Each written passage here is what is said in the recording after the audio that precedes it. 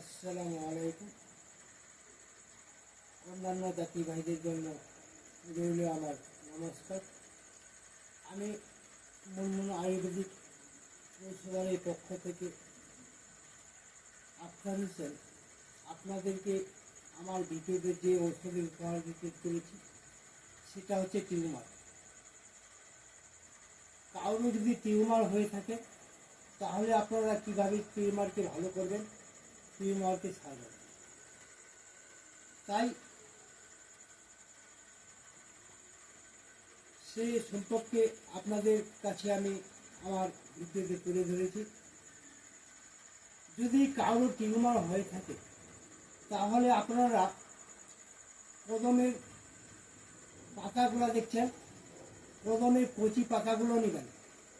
এই কদমের কচি পাতাগুলো নিয়ে শিলপাটায় হোক আর প্রেস মেশিনে হোক ভালোভাবে তাকে বেটে নেবেন। বেটে নেওয়ার পর যেখানে টিউমার হয়েছে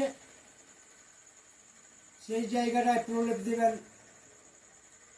কিছুক্ষণের মধ্যে বিষ বেদনা থাকলে কমে যাবে এবং বেশ কিছুদিন ব্যবহারের ফলে টিউমার আস্তে আস্তে ভালো হয়ে যাবে। আজকের মতো আমার এই ভিডিওতে এখান থেকে সমাপ্ত করছি।